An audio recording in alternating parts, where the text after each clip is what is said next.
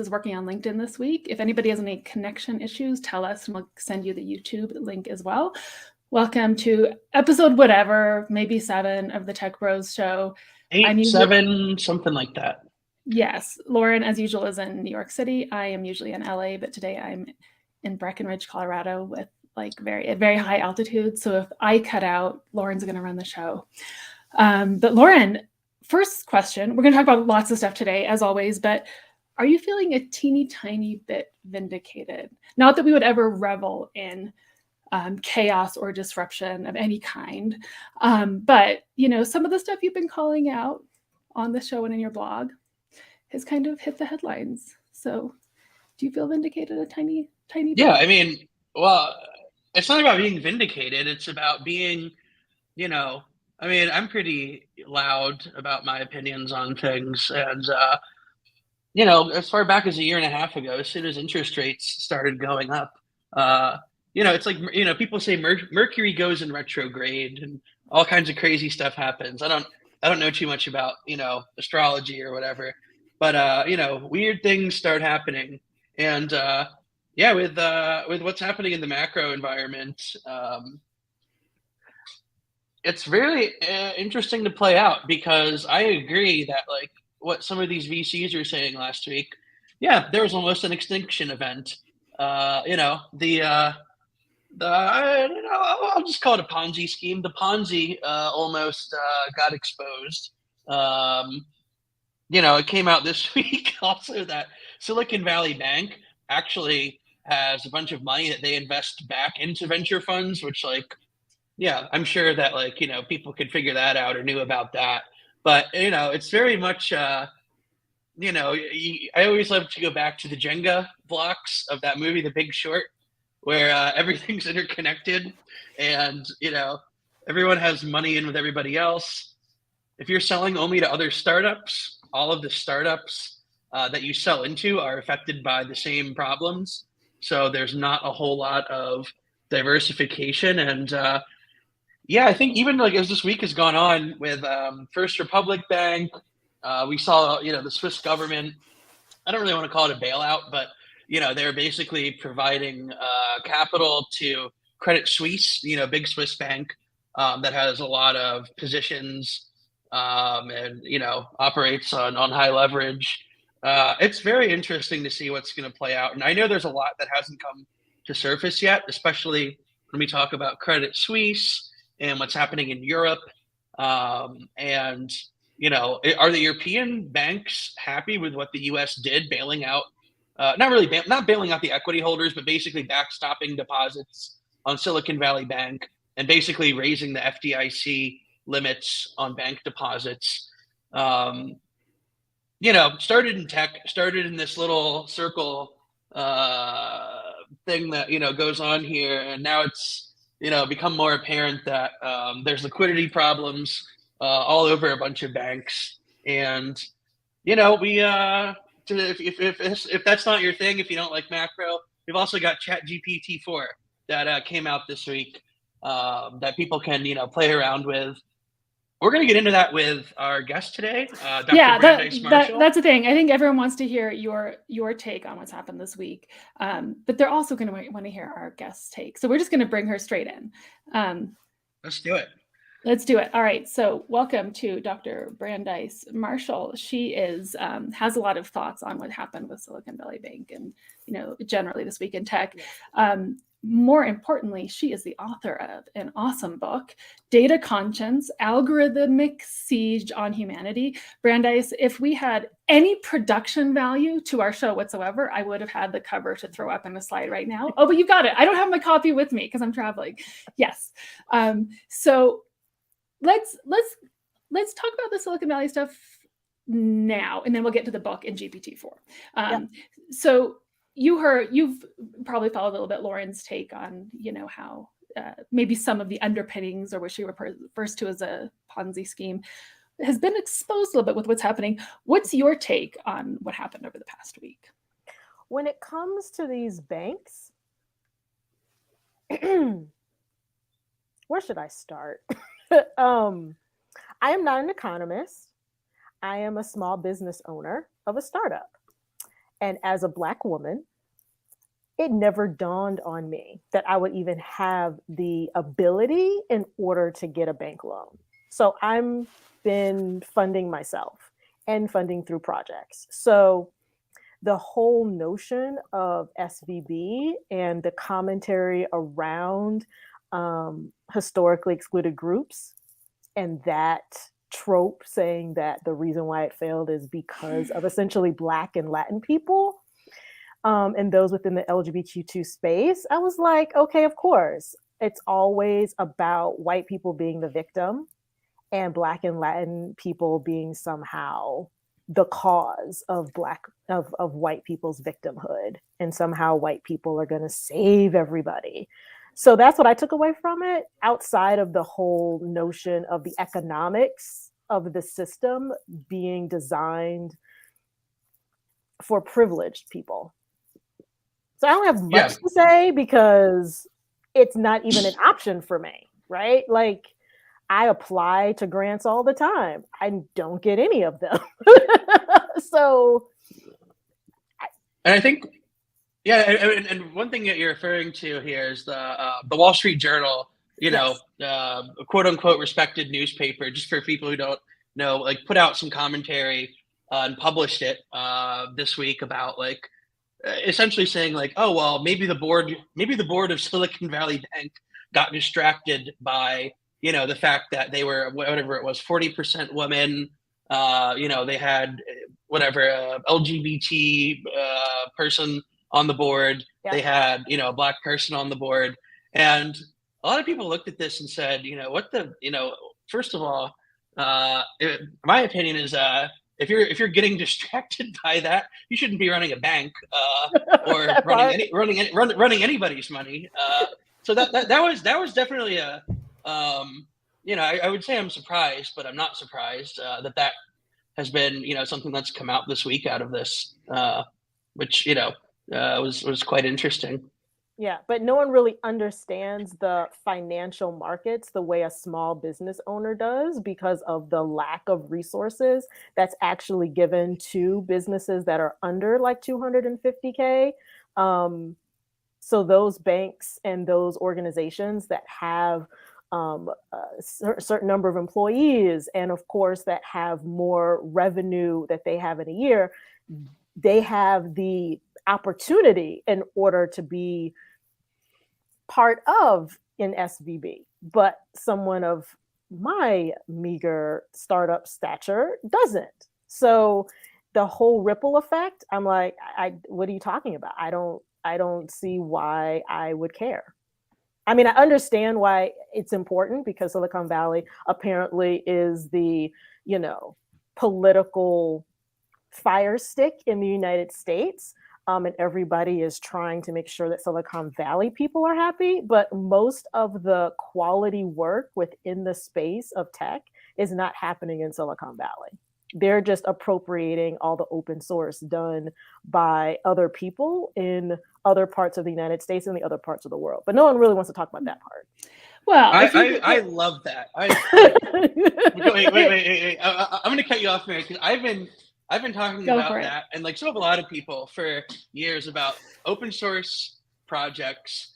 My biggest criticism of them, like, yes, like open source, anybody can use it. Yeah. It does lower the barrier because you don't have to pay for it. So, right. People can, potentially learn new frameworks, new programming languages, etc. Yep. But if you look at who actually runs the projects, gets millions of dollars in financing, sometimes, up to billions. Like, and then open source is different than community built. When some things are called, and people muddle those two up. Yep. Like, if you look at who's contributing to a lot of this stuff, like it's people who are not paid for it. And it's like, it's digital colonialism, is what I've called it before. And like my opinion on this generally is like, people contribute to open source projects and they become very much like, if you're in that community or you're a contributor to it, yes, that could lead to a job one day. And if you're already in that space, it's just another cherry on the sundae for your next job or something. But for a lot of people, it's just this like, put the carrot in front of the mule like, oh yeah, come and contribute to our open source project. You're not going to get paid, but you're in the community now. Right. And I've I always look at that with side eyes myself, and have for a while. I have a whole like complete like riff on the fact that open source is just exploitation, because people don't really get jobs anymore for their portfolios. Like that's not a thing. And then the fact that a big company, big trillion-dollar company, like purchased GitHub and then monetizing GitHub as GitHub Copilot. Like I've riffed on that for 2 of my Medium posts of late, because I was just like, this is crazy. Like, you understand, people put all of their software development capital into quote open source or community-based projects for the good, and a company has bought it and then charging people to get access to essentially bad code, like bad federated code. Like there's so many levels of capitalistic narcissism that I don't even know how to enumerate them all. But I just have a general challenge with open source communities is because it's volunteer. So if you really want code to be stable, then why is it all volunteer based, where there's no consistency, there's no business process, there's no vetting? And that's one of my biggest issues as someone coming from the ethics and responsible AI part, is like, you have code out there that no one's vetted, that if it's even ethical. So all these people are contributing to projects, no one's checking each other because everyone's volunteer. So there's no incentive to check it. And then that code then gets rolled up into a monetizable unit for $1 trillion company. That doesn't make any sense to me. So why would I contribute to any type of repo, or even want to tell anybody to contribute to a repo, when you don't even know how your content is being extracted and monetized without you getting any type of credit or compensation? Before we go any further on this, anyone who's following Lauren on Medium should be following Brandeis and vice versa, because you have a lot of crossover in terms of your critique of the economic underpinnings of all of this. So yeah. And that's what's frustrating to me, is that people will say, no, like, go and contribute to open source. And I go, well, how is someone supposed to sustain the open source environment if there's no consistency in the leadership and there's nobody being paid? And so, as you've seen as of late, I'm sure, Lauren, you've seen this, is that these open source projects are starting to shut down because no one can maintain the content. And it has become too big and too unwieldy in order to have one person or 2 people try to maintain all these different errors and issues and then making the patch work. Yeah, I think that, like, as markets compress more and people, like, basically have less free time, maybe they got to focus on their jobs a little more, or don't want to spend their extra time on free work, that a lot of these open source projects will continue to fall. I've thought that for a while, and I think we're already seeing it. And interestingly enough, this week there's a company called Dagster, and they put out like an analysis of they did like the GitHub star analysis, and they looked at and they published it, all the companies and open source projects out there that basically had like faked the number of GitHub stars to make it look bigger than they were, to try and get like venture capitalists to like go fund their project. So I thought that was an interesting take, and I know I've looked into that before. I know other people have looked into it way more than I have, but to see someone actually publish it in this past week was kind of interesting. Oh my God, now I have to go find it, like, because that is awesome. The amount of like misinformation and, well, sorry, not misinformation, it's disinformation that they're putting out there in order to try to generate like revenue. It reminds me of I cannot remember the woman's name, who basically faked all of her clientele in order to get bought out by a very large company. It was really big headline news a couple of weeks Oh ago. yeah, they No, were bought by JP, JP Morgan. yeah, Yes, right. yes, yeah, and that's what it reminded. That's why I started And laughing the immediately. worst I was is like, "That's it was a exactly what is company. It was a happening." company claiming to do good for the world, like with software to help people, I think, navigate their college loans. With purportedly good intentions, and they got synthetic data and faked the whole thing. And then JP Morgan, I don't feel sorry for them. They didn't do their due diligence, and they paid like $200 million for this company or something. Yeah, But for like fake bots, like Right. not even like And the real best, bots that actually did like stuff. It was like completely like falsified. It was like crazy. yeah, that was one of my favorite things about that was in the lawsuit, which I read because it's in the public domain, in the complaint letter. Like apparently one of the JP Morgan analysts, after it was bought, was like, why are there exactly the amount, like the number of rows that fit into an Excel file? Why are there exactly this many here? Because someone just like made a fake Excel file and it was like exactly the number of customers or whatever was the exact number of rows that fit into an Excel file. They're like, this can't be a coincidence. This is just a total fake. And that kind of unspiraled the whole thing. Yeah. Someone's got to do a screenplay about this. Lauren, I remember one of our first chats when you and I first met about a year ago, we were joking about how someone's got to write the screenplay about, the venture capital world. And this little story would fit right into it so well. Not to mention what's happened over the past week, right? Yeah, this week is every day. Like it's literally every day. I've been waking up being like, oh, okay. Oh, this is happening. Okay. Oh, this is happening now. Okay. Exactly. Who knows what's going to happen when we're on air? So on the one hand, I feel like the Silicon Valley Bank collapse, has opened the room to some discussion about the type of things we're talking about now. On the other hand, in this like parallel universe, you have people diving headfirst, really deep, no critical thinking whatsoever into GPT-4.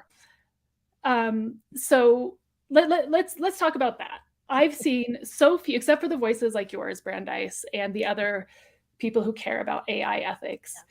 I'm seeing very little like, let's hold back and think about this technology and learn about the risks before we, make it a big part of our company or our own product or our own lives. So what are the risks to this technology that everyone should know?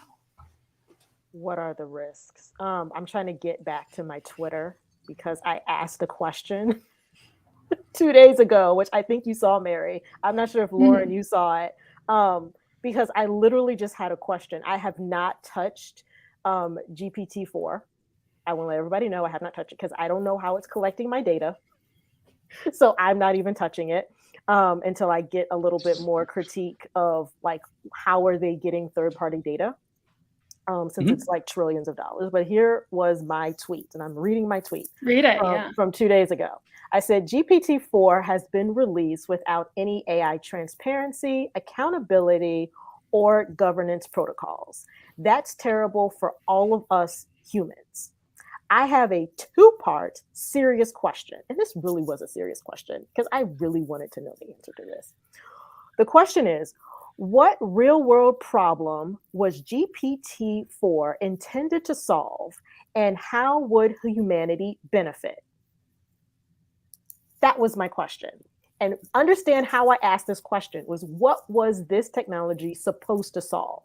Not what it's going to be doing, because that's what everyone's focused on. What was it intended to solve? Like, what was the problem before you created the technology? Because in my 20-some years of being in computing and in data, there always is a problem first. Like problem definition, that's what we're taught. What is the problem definition? Then from the problem definition, we then dissect that problem. And then we figure out solutions. And then with the solutions, we figure out what is reasonable, viable, possible to do. And then we do the implementation, and then we execute, and then we test, and then we release, and then we look for feedback. That is the scientific process. What is it supposed to solve?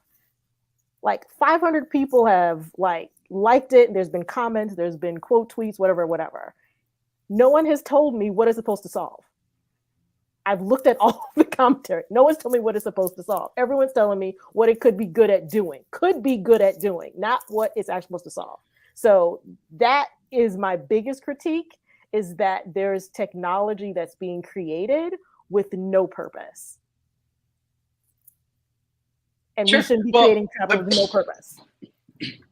I like parts of that, and I'll play a devil's advocate here, but in a second. But I mean, people said the same thing, right? About like the blockchain, and the blockchain, you're going to be able to have this immutable ledger, and it's like, okay, well, isn't that kind of just like what a database is? Like a row in a database is an immutable ledger if you don't change it. That was me. That was my critique. Yeah, no, I said this. Yeah, a lot of people are like, wait, what's going on here?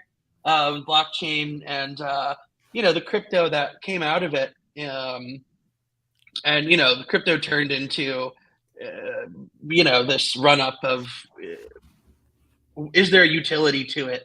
Well, the utility is you can transfer money with it like around the world, which has some value, but like you're basically just like a Western Union at that point. Did you just reinvent like cash transfers, like wire transfers? Like sure, there's a little bit of value to it, but like what's actually happening with blockchain and crypto? And I don't want to turn this into a blockchain and crypto episode, but I see the same parallels. Like in 3 years it might be able to do this.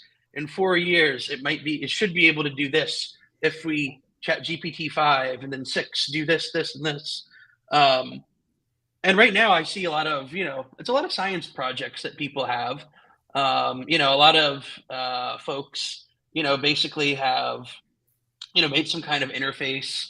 You can call the APIs, generate, whatever text in whatever little app you're doing. But it's all, I agree. It's all still general. But I guess to be the devil's advocate here, like, wouldn't the early days of the internet be the same? Like, internet was like, messaging, between computers, right? At its like simplest level. And a lot of investment got poured into that,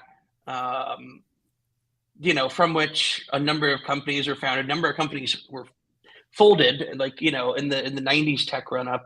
But like, I guess like what would convince you that it is doing something well? Like, does it have to have like a specific use case? Do you have to say like, a company can save $5 million a year if they do A, B, and C with this GPT app they've built? Like, what makes it more real, I guess, is the question, from where it's like hypothetical now. Yeah. No, I get it. So let me answer the first question, like the first part of what you said in your commentary, which is about the internet. So unfortunate for you, I did my whole dissertation on like Google. So I know a lot about the internet. And the whole reason for it to be created was as a evolution of the telecom system. So the problem the internet was to solve was to get data from one place to another place digitally, and they didn't know how to do it. So that was the beginning of the internet. How do we get information from one place to the other? And that was the network. And then it was like, how do we present data on systems so that people can access those data from anywhere? Like, that was the original part. Like, that was the problem when it came to the internet. So that answered that question. Now, as for GPT-4, I still need to know what is the problem that they're trying to solve. At the end of the day, even the people that have created this platform don't have a problem. They're talking about where it could be used in the future. I'm talking about what is the gap that they're filling with this technology. And again, they're not talking about that. So what I would need is for the company to actually say, this is the problem that we intended to solve with this technology. And they still haven't provided a answer to that. Now, as I have looked at GPT-3 quite a bit, especially with the last iteration that came out in November, I think there are great applications and case studies when it comes to people who are neurodivergent and they have a hard time in communicating. And Chat GPT-3, at the very least, has been a very good tool for them to use in order to formulate their sentences and get their ideas down in an organized format. So I think that is at least a possible, like, tangible nugget that actually solves a problem, but it's not a general problem for the world, right? It's for a particular community. And for other people to exploit it is where I have a lot of challenges. And that's the reason why I say there is no transparency, accountability, or governance around this technology about what is the value of it first. So that's what I would need, is like, what were they trying to solve? It seems as though, to your point, Lauren, they were just doing a science project. It's just a basic computing researchers, creativity, and they just wanted to have fun and see if they could do it. The see if they can do it reason is a bunch of bull. Like, so you want to do it. I don't care, but what are you trying to solve? That's the whole point of the inquiry. The whole point of the discipline is to solve a problem. That is the basis of computer science, is to solve a problem, but they are not solving a problem. They are just doing a fun science project right now. Well, Sure. Go ahead, Lauren. Yeah, I mean, I guess my question in this is, like, Microsoft, like the companies with economies of scale that can own, large amounts of CPU and GPU, like with cloud computing, right? Like, Microsoft, Google, Amazon, Oracle, that can, own a lot of the hardware. And basically, if you look at this as a supply chain, like, they own, like, all the stuff that's run on it, like the APIs later, any like application or product you want to build on it later, like, that all rolls back, and they make a lot of money there just by owning the means of production there. And like the same you see with cloud computing, right? It all trickles back in the AWS world. It trickles back to EC2 and S3 in the AWS world, in some way or another. And that's how it's been for the last couple of years. But I would say that, like, right now I see Microsoft, like, taking that approach and them saying, well, we're going to let someone down the supply chain figure out the use cases at the application level. And it's a mediocre white tech bro. They create it, and then they make the value proposition be the people's problem, and they collect all the coin. And so that's why I asked my question, which is, what was their purpose? Because they released a lion to the world and then told everybody, good luck avoiding the lion. Sure. And whoever gets put first typically would be, Black and Latin people, because we're the ones that are the most harmed within digital spaces. We're the ones where the algorithms don't see us, or misrepresent us, or misclassify us first. So ChatGPT, any of them aren't culturally competent, and neither are the creators. So we're going to have a system that, again, reinforces white supremacy. And then it's enabled by the general public, because people are using it and not understanding that it's not a viable resource when it comes to understanding the nuances of humanity. Because the general public and a lot of people in tech and a lot of people in data don't understand those risks. Correct. Right? So let's go beyond your initial problem statement that it's been unleashed upon the world, solution when the problem hasn't been stated. Looking more just at the data, what are your critiques of the data? Lack of transparency, what else? Yeah, so I think the data itself is crowdsourced information that has been unvetted.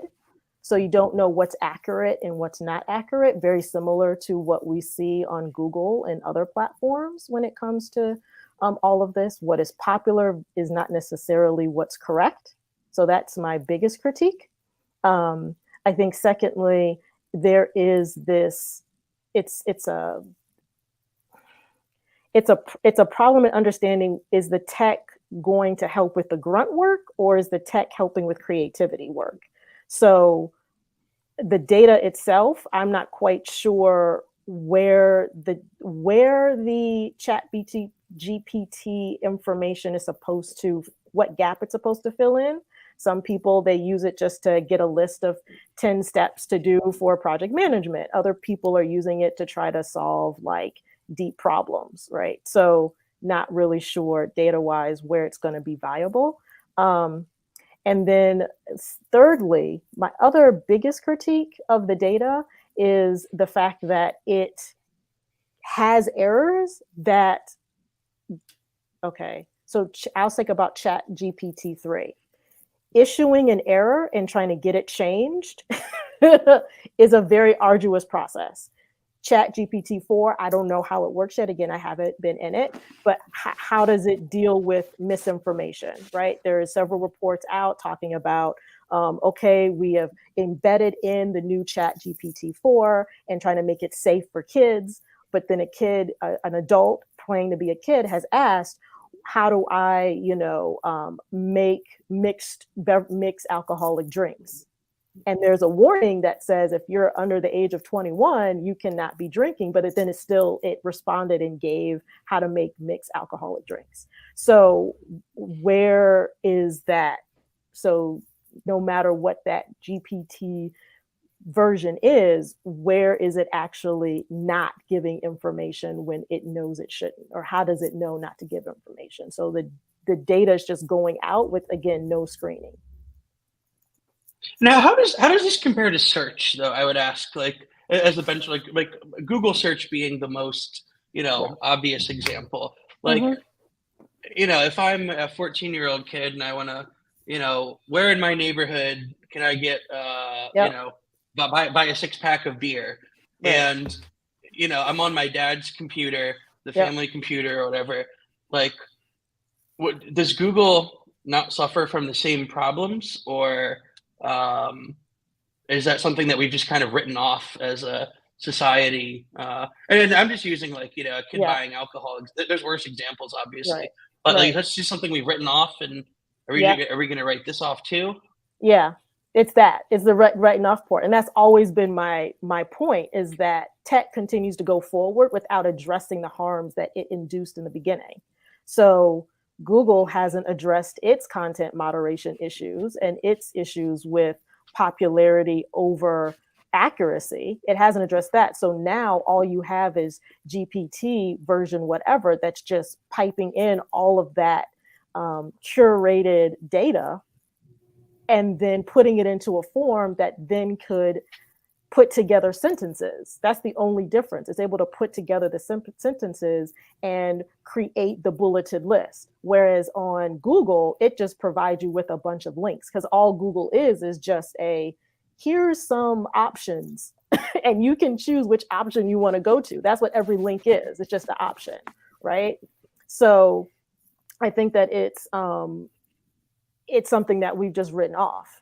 And so as we can get iterations, right, of this, automated decision system arena, we're continuing to butt up against the same questions. Where is things vetted? When are they vetted? How are they vetted? Who is vetting it? How often is it vetted? How is, issues being handled? Who is being harmed? How bad are they being harmed? Where are they being harmed? And what capacity does it then ripple into economics and politics and things? Like, we keep hitting the same questions over and over again, but tech just continues to be able to release things with a y'all figure it out stance.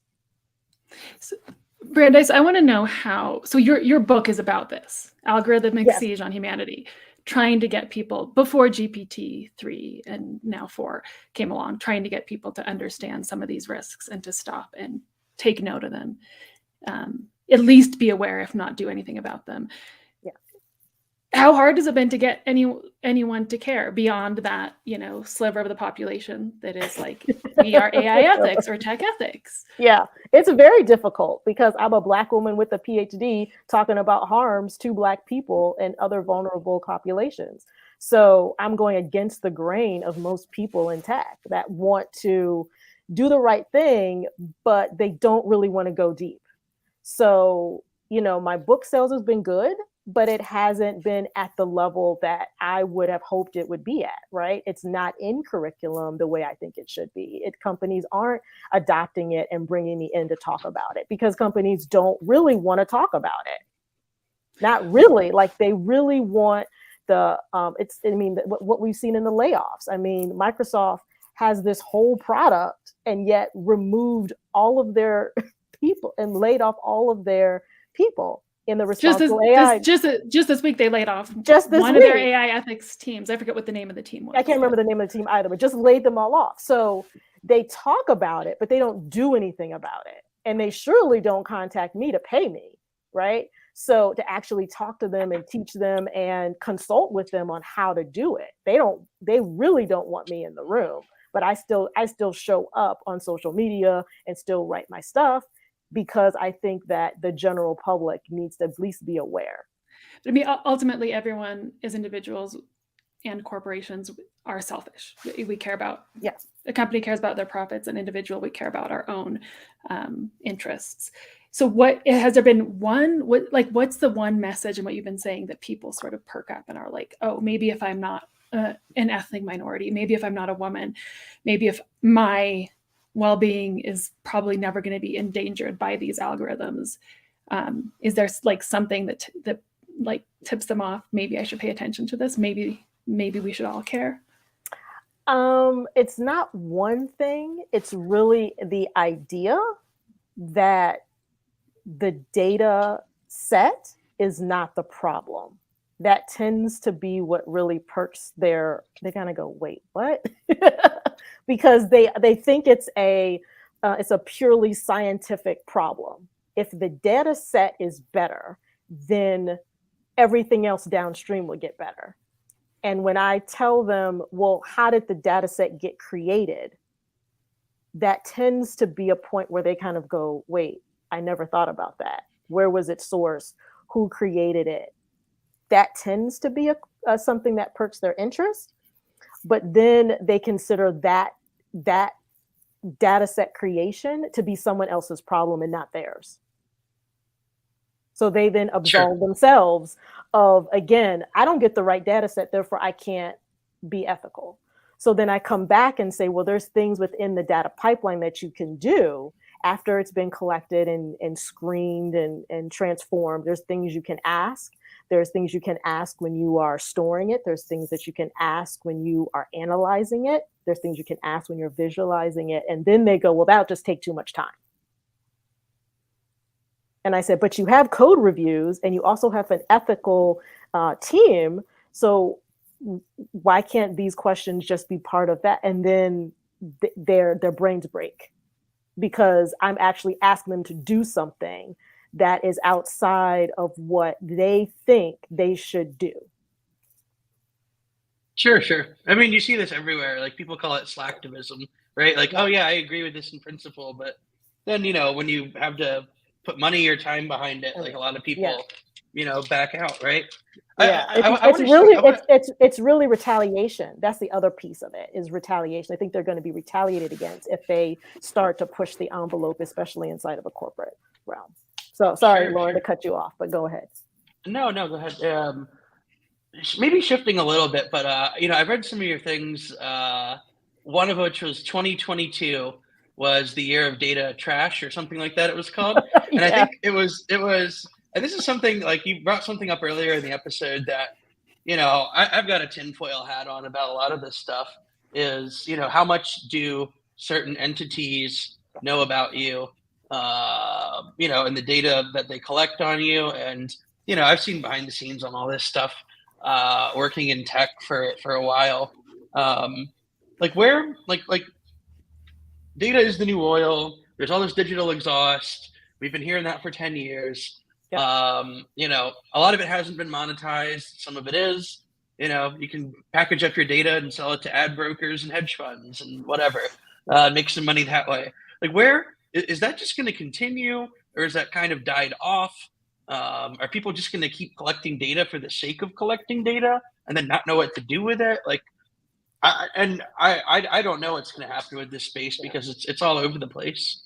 Yeah, I don't know. I think that companies are going to collect data until they're forced not to. That's why I think the legislation, even though it takes forever, the legislation will be a stopgap in companies having to remove their data and then ask people to share their data with them again, right? I think that's like the only like fail safe we have as far as options right now, because people are just going to continue to collect data. And companies are going to continue to collect data. I think what will happen at some point, I don't know if it's going to be sooner or later, is that companies are going to realize they're spending thousands upon thousands of dollars to store things in AWS that they don't use and can't monetize. Right.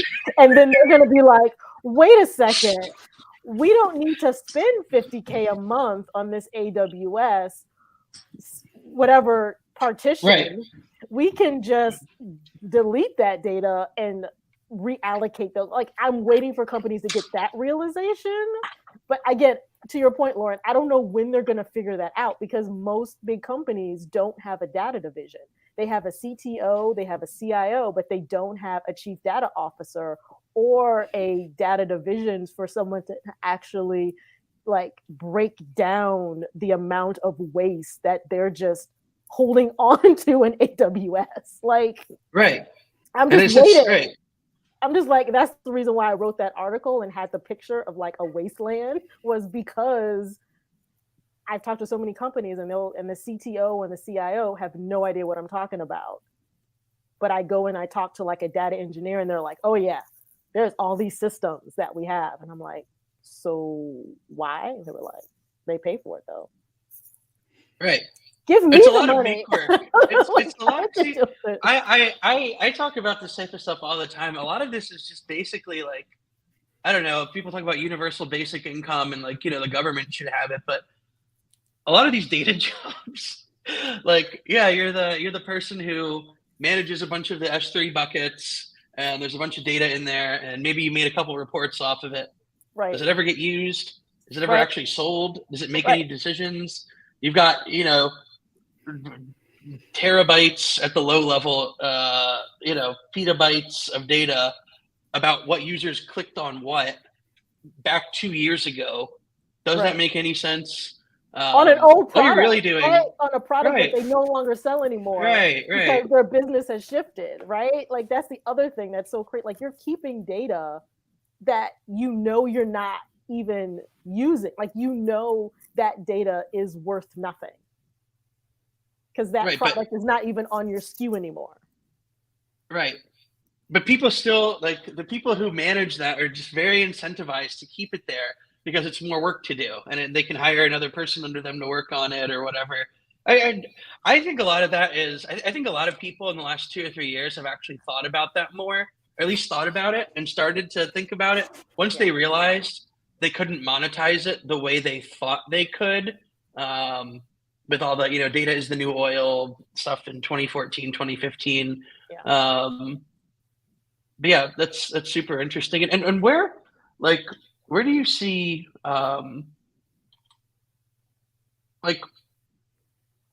where do you see all of this, like ending up in like legislation or regulation? And there's a question here from Jason. Jason says, does anyone else think something like SOX, Sarbanes-Oxley, will be implemented for data in our lifetime? And so I think that's an interesting question. And yeah, I'd love to hear your thoughts on that. In our lifetime? No.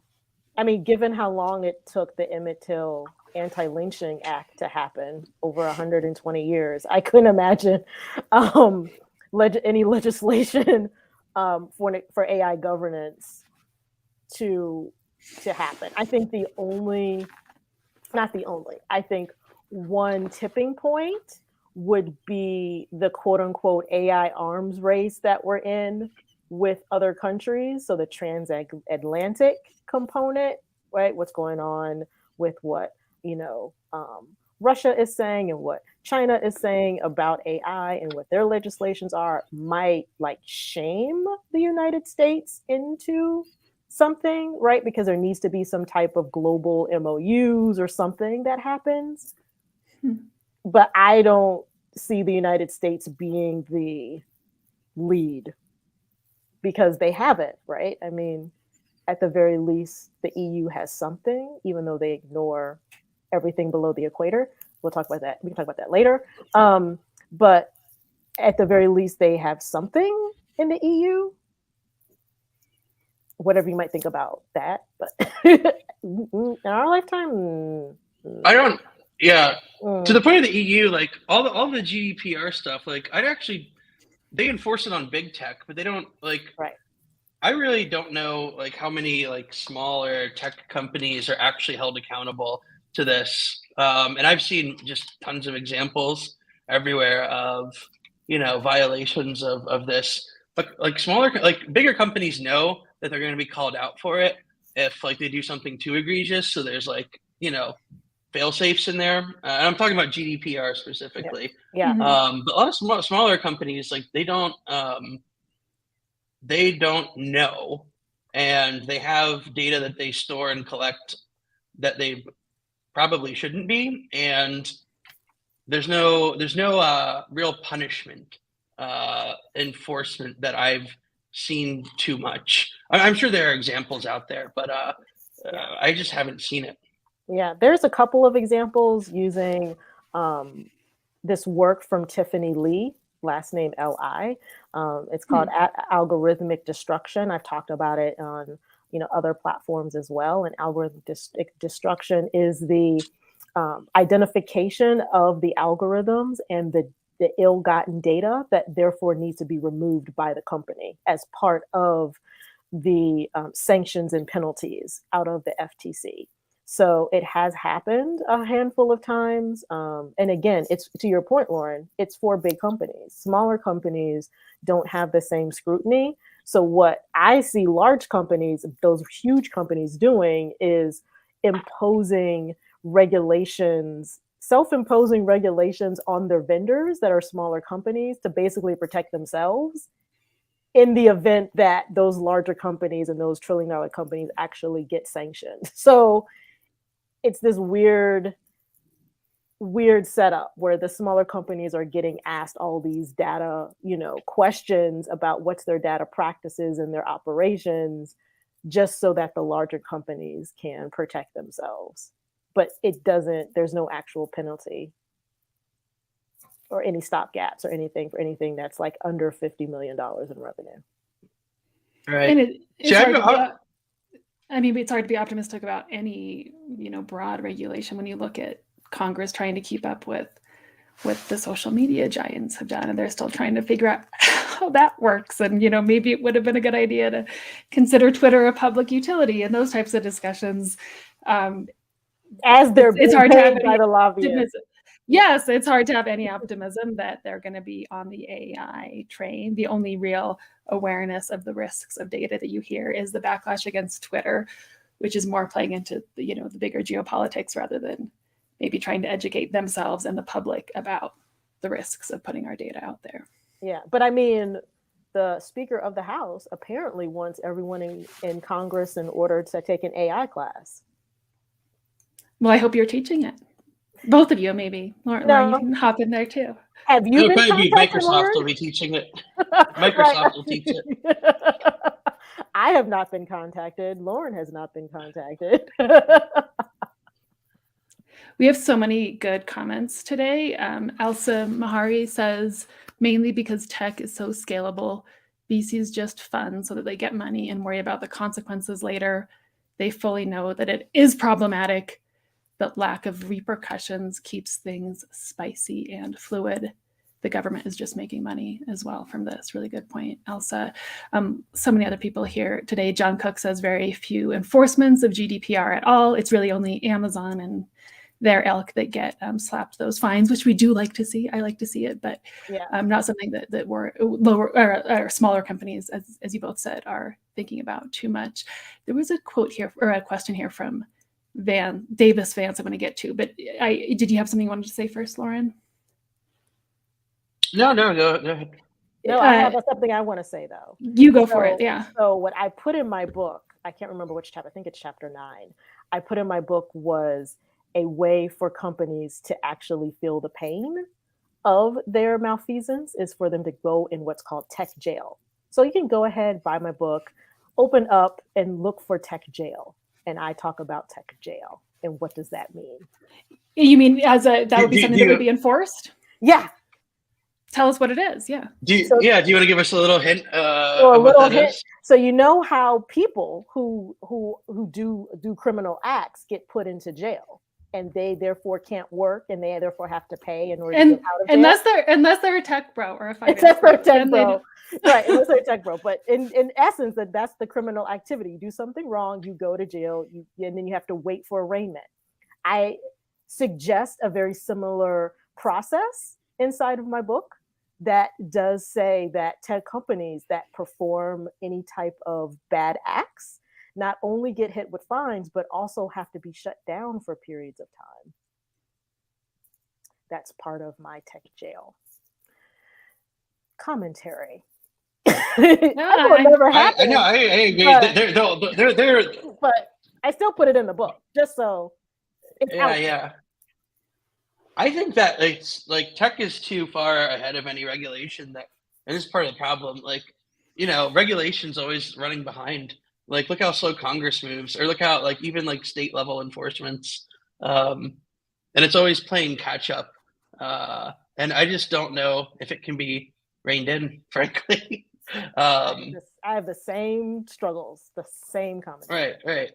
I'm for any enforcement of tech, or not enforcement, but accountability. Like even for a lot of the marketing claims, it's been fascinating to me as someone newer to the field to come in and realize like you can claim pretty much anything. So if we're not going to have like a legal accountability that your claims have to match reality, at least like some sort of ethical framework that like, let's try to, say things that are true maybe, or close to true. Maybe would be not nice. Alternative facts. Thanks. Not alternative facts, exactly. Yeah, this is part of like I personally think there's more vaporware out there in general than like, and there's reasons for that of low interest rates and companies wanting to get stuff to market as quickly as possible, and so they build something. Maybe it's not a complete product, or maybe it doesn't do what it says. Then you rely on your first couple of customers, to finish the product for you and give that feedback back, and then they can implement it. And, it's kind of gone on for years. And there's always some amount of like, what is a finished product? How many bugs can you actually have in a product? Like if you're making marketing claims that say your product does something, but then it doesn't do it, like how much of that can you get away with? And like everything I've seen in the last couple of years, like a lot of companies, like the customers have enough people that like if they really want to use the product, like they'll kind of configure it and, glue it together and make it work within their infrastructure. But I'm pretty sure like that's going away, at least for a bit, because, companies don't have that many employees anymore because they're getting laid off everywhere. So, it is like when the economy is down, the products have to get stronger. And because you have fewer people who are going to work on them at the companies and glue stuff together and config stuff. There's just not like the same headcount for it. We've got a few minutes. Do we want to take any other questions here on the chat? There's so many good questions. I wanted to get one that was like halfway back through the chat, getting back to GPT-4, and it was Davis Vance who asked this question that Brandeis of you, what would be your argument for GPT-4? Again, playing a little bit of devil's advocate there. You said there's advantages for neurodivergent people, but maybe from like a business or from ultimately it is a technological advancement. Like what are you excited about with it? I'm not. That's okay. Yeah. Yeah, I'm not. Like, I'm not gonna like tell them how to package up something, right? So even if I don't have anything, but even if I did, I wouldn't tell them because they would need to pay me for that. They're not going to take Excellent. my pay. Mm-hmm. So if they want to know, they can Cool. contact me and pay Right. me. And, right. And buy your book too. And buy my book. Yeah. Yeah, Right. and let's stop giving everyone free PR, like the way that all the tech companies get. You know, Yeah. the same, I like think that- you I know, think why that's- does everyone go on and cover every statement and event by Apple? Like, Right. it's insane. Yes, exactly. And I don't mean to be like mean about it, but I do mean to be mean about it, right? Because Sure. you know, the tech innovation, every single social media platform was made on the backs of Black people. So GPT-4 is going to have the same trajectory just based upon the history. Twitter wasn't popping until it was Black Twitter was on there. Facebook wasn't popping until Black people were on there creating groups and all that other stuff. TikTok wasn't popping until you saw all the TikTok dancers, and those were Black dancers that then were misappropriated, that their stuff was taken by white influencers, and the white influencers were getting money. So the Black people got off TikTok. IG, same thing. So every single platform that has anything going on that's actually boss and bang and doing its thing and innovative, Black people are part of it. So if GPT-4 wants to become like the it tech, then you need to pay some Black people, because we'll put all our flavoring on it, all of our culture, all of our texture, but you're gonna have to pay us. It is 2023. Pay us, run us checks. Not one figure, 2 figure, 3 figure, 4. We need 5, 6, 7, 8 figures. Run us some real checks. Real checks. So we know, you and I know, everyone else should be learning that algorithms penalize Black people. They particularly penalize Black women, just like the world does. Give me the number that I learned from you, Brandeis, about the pay differential in data between Black women on one end. And it's actually at the other extreme. It's not, I believe, white men, it's Asian men who make the most in the US. Yeah, so in the US, from the data I was able to collect, Black women earn about 88 cents to an Asian man's dollar. So that's the spectrum. And white men earn about 94 cents to the Asian man's dollar. So Asian men are on the high end, Black women are on the low end in data space, right? So this is not Black women in total, because Black women in total earn about 53 cents to every white man's dollar, right? So I'm quantifying it just in the data space, right? So anyone that has a data role, anyone that has like a data scientist role, things like that. So it's much more equitable, but it's not equal, because Black women earn the least in the spectrum of what was collected, which includes Black men, women, Asian men, women, Black and white men and women. There was no indication for LGBTQ or for indigenous folks in the data set. Is there somewhere people can look that up after this, on your blog or published somewhere? Yeah, so it is published in my book. There's also one of the sources that I use was on Zippa. It's ZIPPIA, and they do look at the salary scale. So that was one of the sources that I use. Sure. To see all that, yeah. So everyone can find you on your Medium, Dr. Brandeis Marshall. They can find your book, Algorithmic Siege on Humanity. You organize every year the Black Women in Data Conference. We'll follow you on LinkedIn to get all the information on that. It's for Black women and allies. I signed up last year, attended some of the talks. They were incredible. We're going to make you the Tech Bro of the Week. I'm going to call out an event tomorrow as well. People should also look up the event being led by the person who wrote the foreword to your book, Timnit Gebru, who was fired from Google a couple of years ago for calling out a lot of this stuff with the large language models that drive the technology like GPT-4. So look up that event tomorrow by Timnit Gebru, the other Tech Pro of the Week, and follow Brandeis for all of this stuff. And as always, follow Lauren for her clairvoyance on all of this as well. You want to have the final word, either of you? This has been awesome. We should do a part 2 whenever the next thing comes out. Like GPT-5, right? GPT-5, like just do it. Let's just make it a series. Every GPT release, we're just gonna. Right. Yes, you've got an honorary seat anytime. Absolutely, love it. All right, we'll end it then. Thank Thanks you. everybody. Take care. Thanks, bros. Bye.